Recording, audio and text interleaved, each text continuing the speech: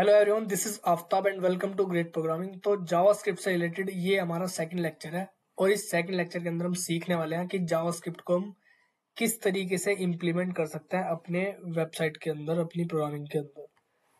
सबसे पहले हम बात करते हैं जावास्क्रिप्ट कितने प्रकार की होती है। तो जावास्क्रिप्ट को यूज करने के दो तरीके होते हैं। एक होता है हमारा इंटरनल जावास्क्रिप्ट और एक होता है एक्सटर्नल जावास्क्रिप्ट। इंटरनल जावास्क्रिप्ट को हम यूज करते हैं स्क्रिप्ट टैग लगा करके, और एक्सटर्नल जावास्क्रिप्ट को हम यूज करते हैं एक जावास्क्रिप्ट की अलग से फाइल बना करके। तो चलिए ये हम सीखते हैं प्रैक्टिकल के साथ। अब सबसे पहले मैं यहाँ पर क्या करता हूँ, डेस्कटॉप पर एक फोल्डर क्रिएट कर लेता हूँ। उस फोल्डर का नाम यहाँ पर मैं रखूंगा जावास्क्रिप्ट। फिर हम क्या करेंगे, इस फोल्डर पे राइट क्लिक करेंगे और ओपन विद कोड कर लेंगे। इस फोल्डर को ओपन विद कोड करने के बाद यहाँ पर आपको एक फाइल बनानी होगी जिसका नाम होता है index.html। मतलब एक HTML की फाइल हमें यहाँ पर बनानी पड़ेगी और इसके अंदर मैं टाइटल को चेंज कर देता हूँ लर्न जावास्क्रिप्ट। टाइटल मैंने लिखा लर्न जावास्क्रिप्ट। तो हमें क्या करना है, हेड के अंदर ही रह करके स्क्रिप्ट टैग लगाना होता है और स्क्रिप्ट टैग के अंदर एक अलर्ट नाम का मेथड होता है। इसके अंदर मैंने लिख दिया यहाँ पर हेलो वर्ल्ड।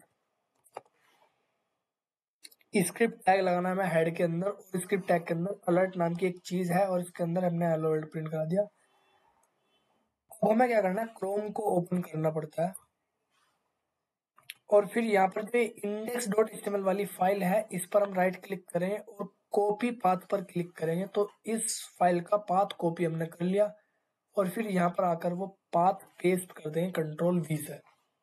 और यहाँ पर मैं क्लिक करूंगा जैसे ही, तो ऊपर एक पॉपअप आएगा। देखो यहाँ पर लिखा रहा है हेलो वर्ल्ड और एक बटन है ओके का। जैसे ही मैं ओके बटन पर क्लिक करूंगा तो ये हमारा पॉपअप बंद हो जाएगा। तो अलर्ट का काम होता है पॉपअप बॉक्स डिस्प्ले करवाना।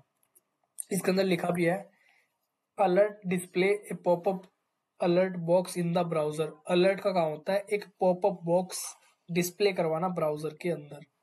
It is mainly used for notifications and warnings. Alert का काम होता है मेनली नोटिफिकेशन को यूज मतलब शो करवाना या फिर वार्निंग शो करवाना। जहां पे हमें लगता है कि भाई यहाँ पे हमें यूजर को वार्निंग दिखानी है तो वहां पर हम अलर्ट का इस्तेमाल करते हैं।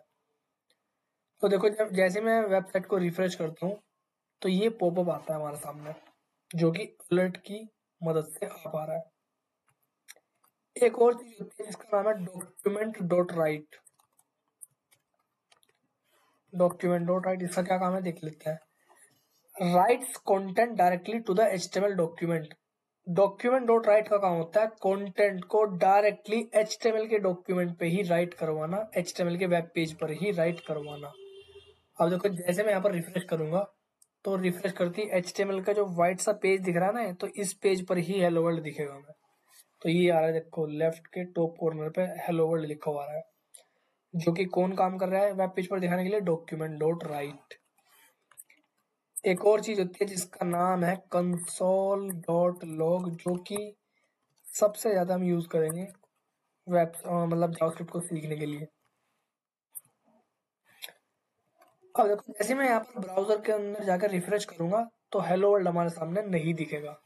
वो क्यों नहीं दिखेगा, क्योंकि वो कंसोल के अंदर प्रिंट होता है। अब यहाँ पर हमें क्या करना है, वेब पेज पर राइट क्लिक करना है। राइट क्लिक करने के बाद एक लास्ट में ऑप्शन है इंस्पेक्ट का, इस पर क्लिक करना है हमें।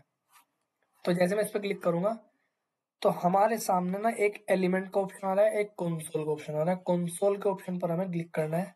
तो यहाँ पर देखो कंसोल के अंदर ना हेलो वर्ल्ड प्रिंट हो रहा है। तो इसका क्या काम है, console.log का writes the output to the browser console. console.log का काम होता है आउटपुट को राइट करना ब्राउजर के कंसोल पर, और इसका मेनली यूज होता है डिबगिंग के लिए।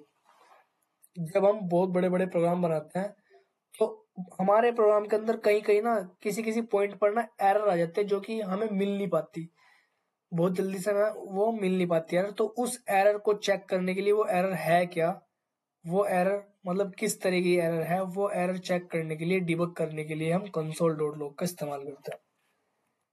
तो तीन तरीके की चीज होती है। एक तो अलर्ट नाम की चीज है, एक अलर्ट मेथड है जो कि क्या कर रहा है, पॉपअप बॉक्स पर डिस्प्ले करवा रहा है हमारे मैसेज को।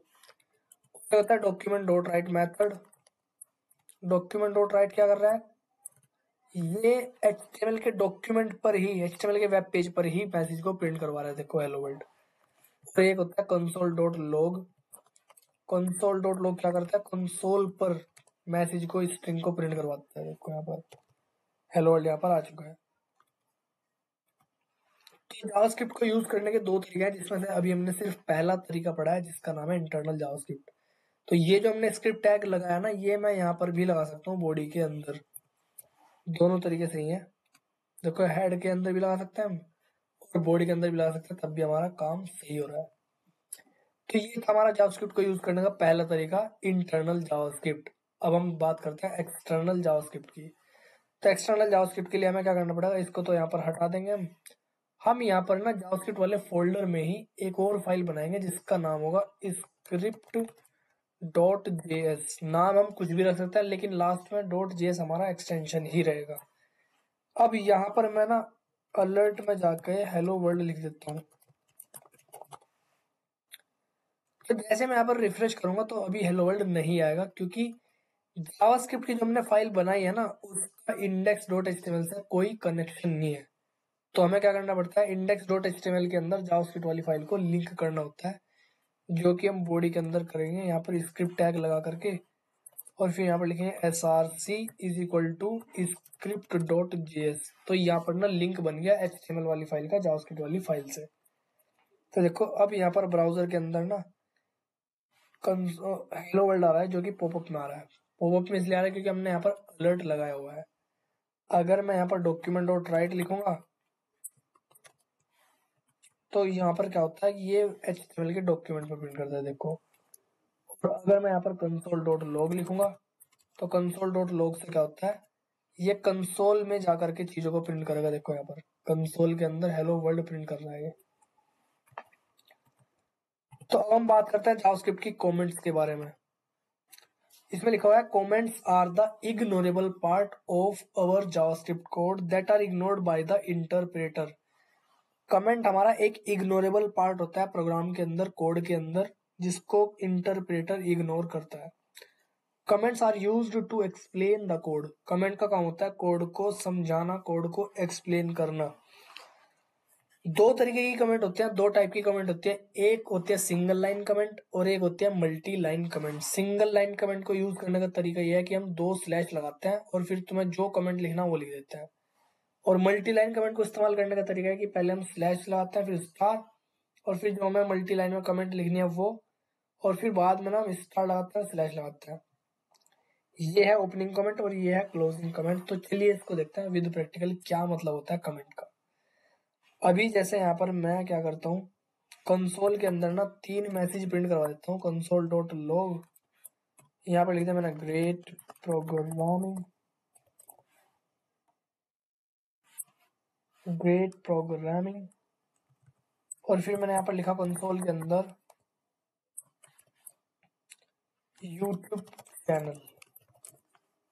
अभी यहाँ पर जैसे मैं रिफ्रेश करूंगा ब्राउजर को, तो रिफ्रेश करते ही तीनों लाइनें यहाँ पर प्रिंट हो जाएगी। कंसोल के अंदर हेलो वर्ल्ड भी आ गया, ग्रेट प्रोग्रामिंग भी आ गया और यूट्यूब चैनल भी यहाँ पर दिख रहा है। लेकिन अगर मैं यहाँ पर सेकंड लाइन में 2 स्लैश लगा दूं स्टार्टिंग में, तो ये लाइन ना हमारी कमेंट बन गई। और कमेंट का मतलब होता है इग्नोरेबल पार्ट, जिसको ब्राउजर इंटरप्रेटर इग्नोर करता है। और देखो जैसे मैं यहाँ पर रिफ्रेश करूंगा ना, तो रिफ्रेश करके क्या लिखा आ रहा है, एक तो हेलो वर्ल्ड आ रहा है और एक यूट्यूब चैनल आ रहा है। जिसके साथ मैंने कमेंट लगाई हुई है वो कोड हमारा एग्जीक्यूट नहीं होगा, वो इंटरप्रेटर ना इग्नोर कर देता है। अगर मैं यहाँ पर जाकर के पहली लाइन पे 2 स्लैश लगा दूं, मतलब कमेंट लगा दूं, तो ये पहली लाइन हमारी एग्जीक्यूट नहीं होगी। देखो यहाँ पर समझ गए बात। 2 सेकंड लाइन का आंसर आ रहा है ग्रेट प्रोग्रामिंग का और यूट्यूब चैनल का। और अगर मैं ये तीसरी लाइन पे लगा दूं तो तीसरी लाइन हमारी नहीं चलेगी। लेकिन अगर मुझे सारी लाइन पर ही कमेंट लगानी है, मतलब अगर हमें सारी लाइनें एग्जीक्यूट नहीं करवानी, तो एक तो तरीका है कि सारी लाइनों पर ना 2 स्लैश जाकर के लगा दो। एक तो तरीका है कि तीनों लाइनों पर अलग अलग कमेंट लगा दो। लेकिन इससे अच्छा तरीका यह है कि मल्टी लाइन कमेंट का इस्तेमाल करो आप। पहली लाइन में ना स्लैश स्टार लगा दो और जहां पर हमें बंद करनी है वहां पर लगा दो स्टार स्लैश। तो तीनों लाइनें हमारी कमेंट बन चुकी। अब ये तीनों लाइनें में से कोई सी भी लाइन नहीं चलेगी। देखो यहाँ पर एम्प्टी आ रही है चीज। तो ये है मल्टी लाइन कमेंट। कमेंट का काम होता है कोड को समझाना। अब मान के चलो यहाँ पर आप 3 लाइनें ये लिख रहे हैं, तो 3 लाइनें अभी तो ये एग्जीक्यूट हो रही है। देखो हेलो वर्ल्ड भी आ रहा है, गेट प्रोग्रामिंग भी आ रहा है और यूट्यूब चैनल भी आ रहा है। अगर हमें अपने कोड के बारे में एक्सप्लेनेशन प्रोवाइड करनी है जिससे कि हमारा कोड इजीली सबके समझ में आ जाए, तो यहाँ पर मैं कहता हूँ कि कंसोल डॉट लॉग के बारे में एक्सप्लेनेशन दे दूँ कुछ। तो मैं यहाँ पर लिखूंगा console dot log print the output on the console screen या कंसोल। तो यहाँ पर मैंने क्या किया कि कंसोल डॉट लॉग के सामने 2 स्लैश लगाए, मतलब एक सिंगल लाइन कमेंट लगाई और फिर यहाँ पर एक मैसेज लिखा। तो ये मैसेज वहां पर हमें नहीं दिखेगा। देखो जैसे मैं ब्राउजर को रिफ्रेश करूंगा तो कहीं पर भी ये नहीं लिखा हुआ कि console dot log prints the output on the console. तो ये सिर्फ हम डॉक्यूमेंट पर्पज से इस्तेमाल करते हैं कोड को समझाने के लिए, कि जिससे कि हमारा कोड इजीली सबके समझ में आ जाए। तो ये था हमारा आज की इस वीडियो का कॉन्सेप्ट, जिसके अंदर हमने सीखा कि जावास्क्रिप्ट को कितने तरीके से हम यूज कर सकते हैं। जिसमें हमने बताया कि 2 तरीके होते हैं जावास्क्रिप्ट के, एक इंटरनल जावास्क्रिप्ट और एक एक्सटर्नल जावास्क्रिप्ट। फिर हमने यहाँ पर 3 मेथड सीखे हैं, एक अलर्ट, एक डॉक्यूमेंट डॉट राइट और एक कंसोल डॉट लॉग। उसके बाद हमने ये सीखा है कि कमेंट क्या होते हैं जावास्क्रिप्ट के अंदर। ओके, क्लियर है? Thank you so much.